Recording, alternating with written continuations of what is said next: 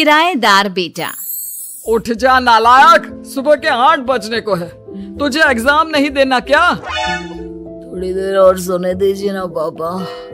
तू उठता या फिर मैं तेरे ऊपर पानी फेंकूं? रोज गधों की तरह सोता रहता है, पेपर की कोई टेंशन ही नहीं है। और एक हमारा समय था जब हम पेपर में फेल होने के डर से रात भर पढ़ा करते थे, सो ही नहीं पाते थे। तो क्या आप उसका बदला मुझसे लेंगे?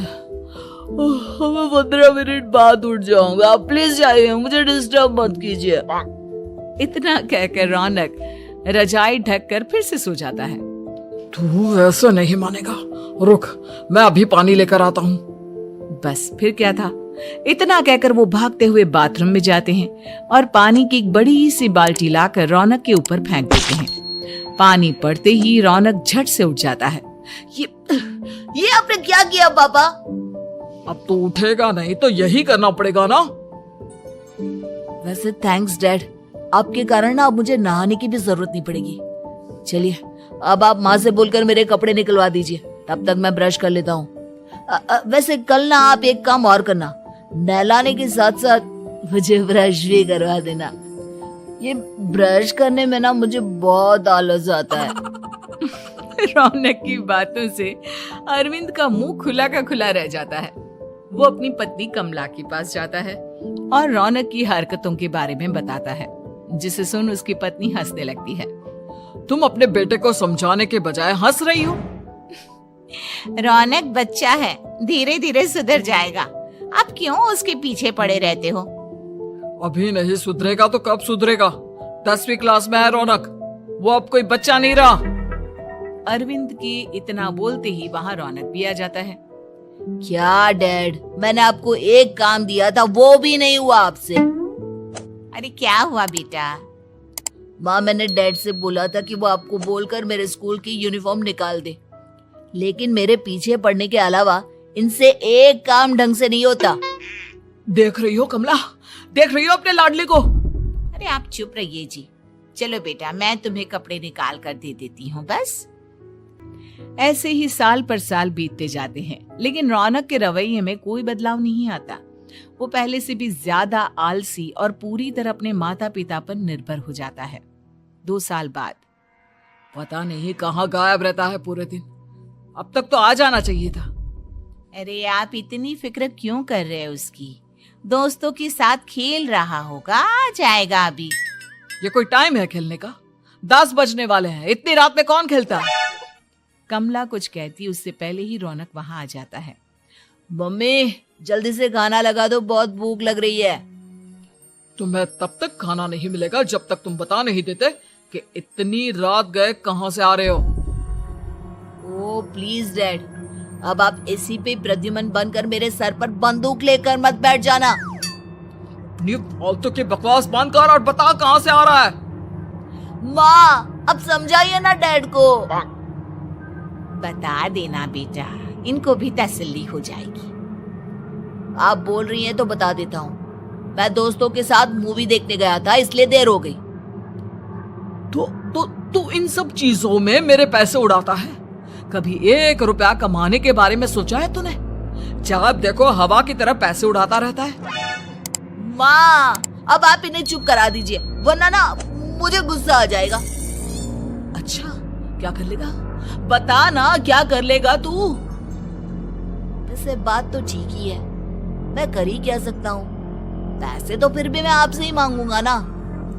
चलिए अब ये सब बात छोड़िए और मम्मी मेरे लिए खाना लगा दीजिए। अभी लगा देती हूँ बेटा। मैं बता रहा हूँ कमला, एक दिन ये ऐसे ही बिगड़ जाएगा। उफ़ो, आप क्यों इतना पीछे पड़े रहते हो मेरे बच्चे के? बाद की बात में देखेंगे, अभी आप शांति से उसे खाना खाने देंगे। अगले दिन डैडी मुझे 10,000 रुपए चाहिए। हाँ? अब इतने पैसे क्यों चाहिए तुझे? डैड अब बिना सवाल किए कभी पैसे नहीं दे सकते क्या?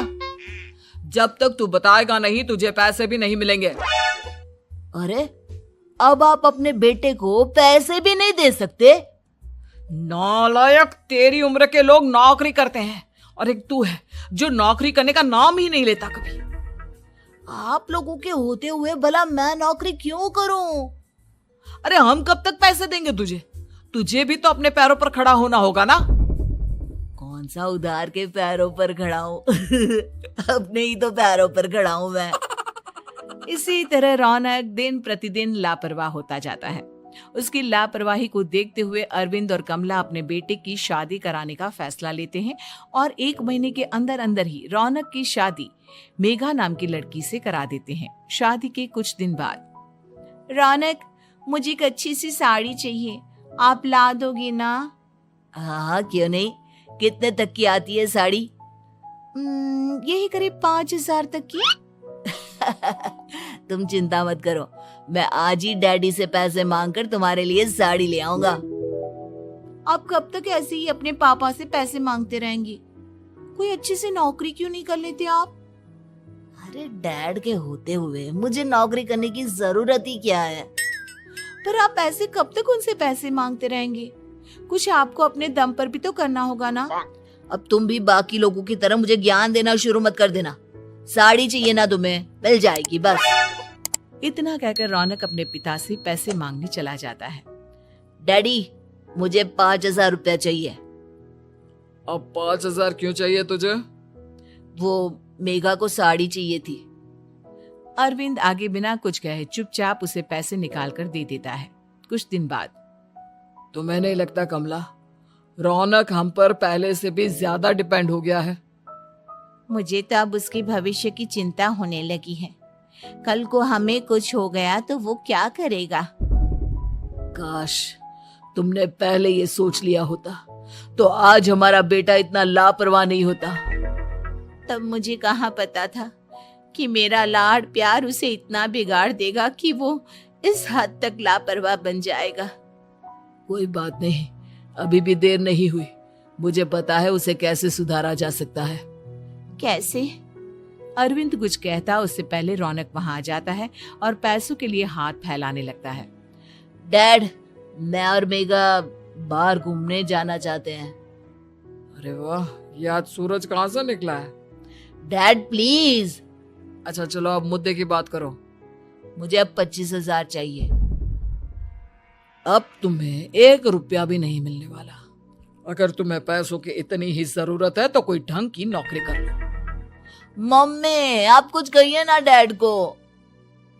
बेटा, वो गलत क्या बोल रहे हैं?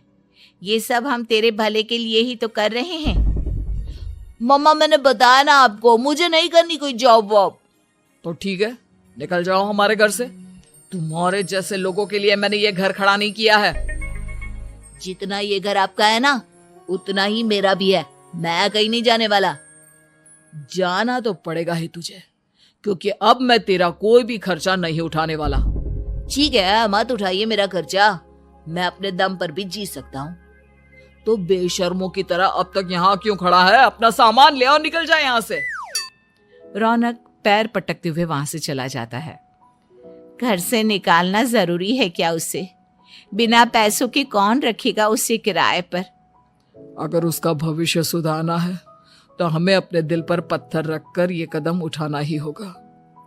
दोनों बात कर रहे होते हैं कि रौनक अपनी पत्नी के साथ एक बड़ा सा बैग लेकर घर से निकल जाता है, लेकिन घर से बाहर उसे कोई भी मुफ्त में अपने घर किराए पर नहीं रखता। अंत में थक हार कर वो फिर से अपने घर चला जाता है। क्या हुआ? थोड़ी देर पहले तो दहाड़ते हुए घर से निकला था, अब क्या हुआ? नहीं रखा ना किसी ने तुझे किराए पर? डैड प्लीज, मैं कुछ दिनों में कोई अच्छी सी नौकरी शुरू कर दूंगा। आप तब तक तो हमें रख लीजिए प्लीज। सुबह से रात हो चुकी है लेकिन कोई हमें रखने को राजी नहीं है। अब आप ही बताइए, इतनी रात को मैं मेघा को लेकर कहाँ जाऊंगा? ठीक है ठीक है, बहू की वजह से मैं तुझे घर पर रख रहा हूँ, लेकिन तू इस घर में एक बेटे की नहीं बल्कि एक किराएदार की हैसियत से रहेगा। 3 महीने है तेरे पास। इन 3 महीनों के अंदर अंदर मुझे तेरी पहली तनख्वाह हाथ में चाहिए, समझ गया? पक्का डैड, इन 3 महीनों के अंदर अंदर तो कोई बढ़िया सी नौकरी ढूंढ ही लूंगा मैं। ऐसे ही धीरे धीरे समय बीतने लगता है और अरविंद के दिए 3 महीनों में से 2 महीने बीत चुके होते हैं। पापा जी ने हमें 3 महीने दिए थे, जिसमें से 2 महीने तो बीत चुके हैं। अब ये आखिरी महीना बचा है। अरे तुम चिंता मत करो, आज मेरा ना 2 जगह इंटरव्यू है, दोनों में से कहीं ना कहीं तो जॉब लग ही जाएगी। अच्छा, all the best. Raunak interview के लिए निकल जाता है, जिसके बाद शाम में रौनक घर आता है। कैसा गया इंटरव्यू? आपकी नौकरी लगी या नहीं? अरे पहले सांस तो ले लेने दो अच्छे से। बताइए ना, मुझसे तो जरा भी इंतजार नहीं हो रहा है। वो दरअसल बात यह है कि मेरी नौकरी तो लग चुकी है, लेकिन पैसे बहुत कम है। कितने पैसे हैं? 15,000। इतने में अरविंद और कमला मिठाई का डिब्बा लेकर आ जाते हैं। बधाई हो बेटा। हम जानते थे तेरी जॉब जरूर लगेगी। लेकिन मेरी सैलरी बहुत कम है मम्मा। कम है तो क्या हुआ, धीरे धीरे बढ़ जाएगी। हाँ बेटा, हम तो बस चाहते थे कि तू अपने पैरों पर खड़ा हो जाए। मतलब अब आप मुझे घर से नहीं निकालेंगे?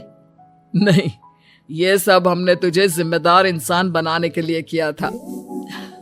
Thank you mummy papa. अगर आप दोनों ऐसा नहीं करते तो मुझे कभी अपनी जिम्मेदारियों का एहसास तक नहीं होता। आज आपने मुझे सिखा दिया कि इंसान का अपने पैरों पर खड़ा होना भी जरूरी होता है। इतना कहकर रौनक झट से अपने माता पिता के गले लग जाता है और अपनी कमाई की पहली तनख्वाह वो अपने माता पिता के हाथ में सौंपता है। इस तरह रौनक एक गैर जिम्मेदार व्यक्ति से एक जिम्मेदार व्यक्ति बन जाता है।